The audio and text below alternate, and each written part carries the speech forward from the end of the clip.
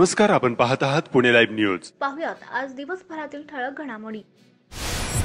खेड तालुक्यातील 25 ग्रामपंचायतीपैकी 19 ग्रामपंचायतीच्या सार्वत्रिक निवडणुकीत 65 मतदान केंद्रावर 82.24% मतदान झाले.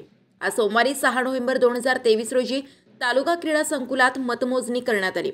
दुपारी 12 वाजता तहसीलदार प्रशांत बेडसे यांनी निकाल जाहीर केले. निकालानंतर परिसरात भंडाऱ्यांची उधळण करून गावोगावच्या नागरिकांनी जल्लोष केला. यावेळी खेड पोलिसांनी कडेकोट पोलीस बंदोबस्त ठेवला होता.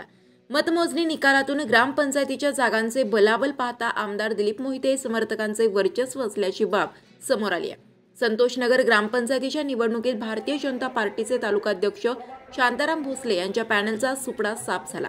शेलपिंपळगाव येथील सरपंच पदाच्या निवडणुकीत बाजार समितीचे विद्यमान संचालक सयाजी मोहिते यांना पराभव पत्करावा लागला.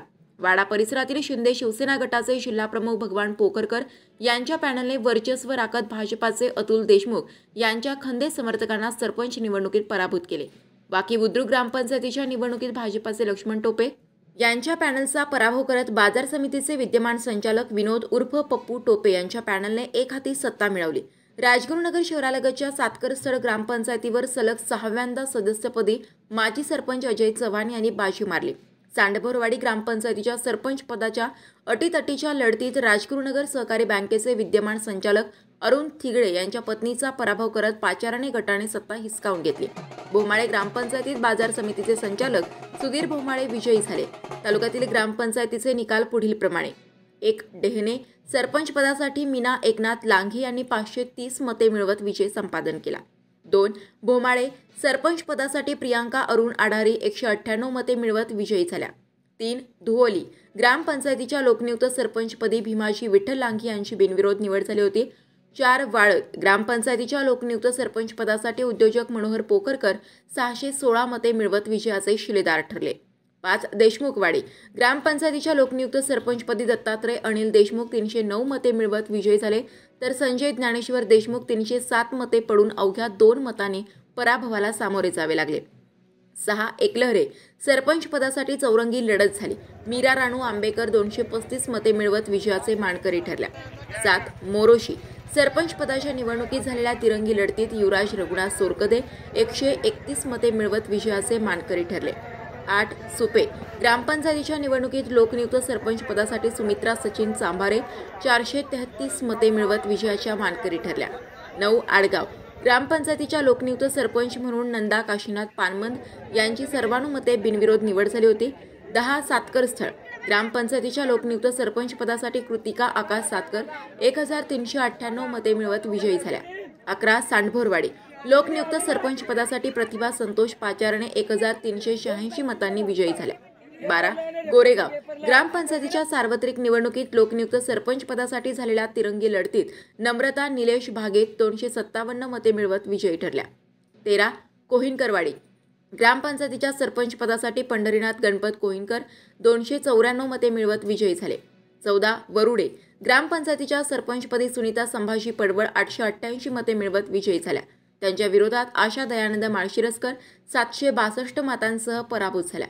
15. आमदार दिलीप मोहिते यांचे गाव असलेल्या शेलपिंपळगाव येथे सरपंच पदासाठी तब्बल 6 जण निवडणूक रिंगणात उतरले होते. सरपंच पदासाठी दौंडकर की मोहिते बाजी मारणार याकडे लक्ष लागले होते. खेड कृषी उत्पन्न बाजार समितीचे विद्यमान संचालक सयाजी माणिक मोहिते 997 मते मिळवून पराभूत झाले.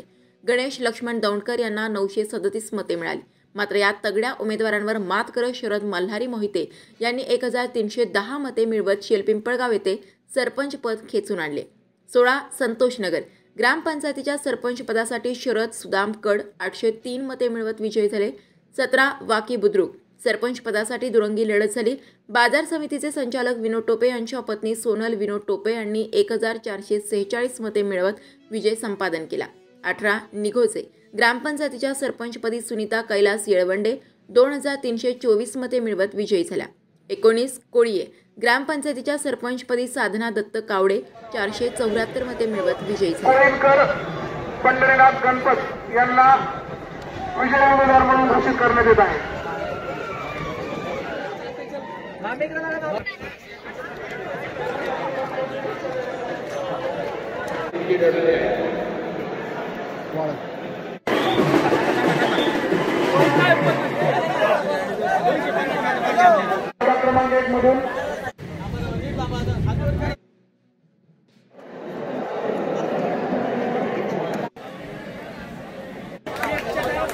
प्रभाग क्रमांक 1 मध्ये उमेदवार कोहिनकर भानुदास राजाराम यांना 80 मध्ये पडलेले आहेत.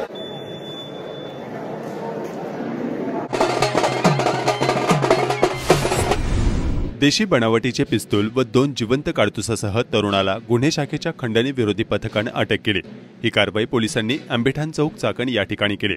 राहुल शहादेव माने वय वर्ष 23 राहणार बालाजीनगर चाकण असे अटक केलेल्या आरोपीचे नाव आहे. पोलिसांना खबर मिळाली की आरोपी हा देशी बनावटीचे पिस्तूल आणि 2 जिवंत काडतुसे घेऊन स्टँड जवळ थांबला आहे. पोलिसांनी सापळा रचून या आरोपीला ताब्यात घेत त्याच्याकडून 51,000 रुपये किमतीचे पिस्तूल आणि काडतुसे जप्त केले.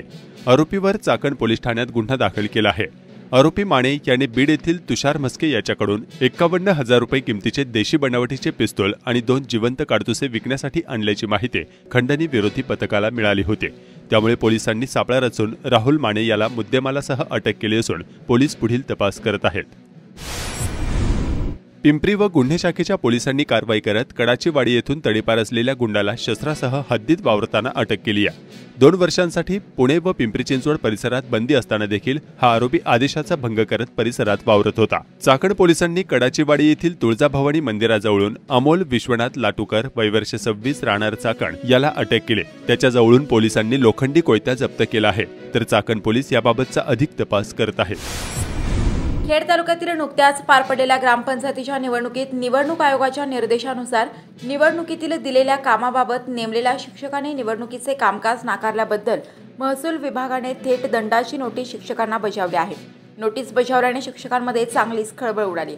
तहसीलदार प्रशांत बेडसे यांनी याबाबत चौकशी केली असता संबंधित शिक्षकांना निवडणुकीच्या कामासाठी रीतसर नेमणुकीचे पत्र देऊनही कामकाजात हलगर्जीपणा केल्याप्रकरणी संबंधित 66 शिक्षकांना नोटिसा देऊन प्रत्येकी दंड करण्यात आलाय. संबंधित शिक्षकांच्या पगारातून दंडाची रक्कम कपात करण्यात येणार आहे. या कारवाईबाबत संबंधित शिक्षण विभागाला कळवण्यात आले आहे. तळेगाव चाकण शिक्रापूर रस्त्यावरील अवजड वाहतूक आणि अपघातांचा सिलसिला सुरूच आहे. चाकण शिक्रापूर रस्त्यावर चौफुला जवळील भागात आज सोमवारी सकाळी अवजड लोखंडी माल घेऊन जाणाऱ्या ट्रेलरचा भीषण अपघात झाला. यात काही जण गंभीर जखमी झाले असून त्यांना तत्काळ रुग्णालयात हलवण्यात आलं. तर कंटेनरच्या धडकेत डोक्याला मार लागून एका दुचाकी स्वाराचा मृत्यू झाला. हा अपघात चाकण तळेगाव दाभाडे रोडवर सायंकाळी घडला. या अपघातात शशांक संजय पोवार वय वर्ष 33 राहणार केवळे याचा मृत्यू झाला. तळेगाव चाकण शिक्रापूर महामार्ग अपघातांचा महामार्ग आणि मृत्यूचा सापळा ठरतो आहे. वडगाव तळेगाव चाकण ते शिक्रापूर या महामार्गावरील प्रचंड अवजड वाहतूक, नागमोडी वळणे, कमी रुंदी आणि अपघात प्रवण ठिकाणे यामुळे हा महामार्ग धोकादायक झालाय. या रस्त्याचे गेली अनेक वर्षे लाल फितीत अडकलेले काम सुरू होत नसल्याने नागरिकांची चिंता वाढली आहे. हा महामार्ग प्रवासाचा हायवे नव्हे तर मृत्यूचा डायवे असल्याची नागरिकांची भावना झाली आहे.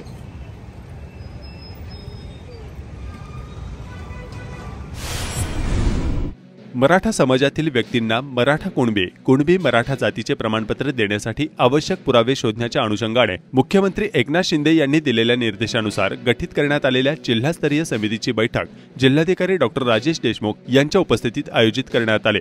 जिल्ह्यातील कुणबी नोंदी शोधण्याचे काम युद्धपातळीवर करण्याचे निर्देश यावेळी जिल्हाधिकाऱ्यांनी दिले.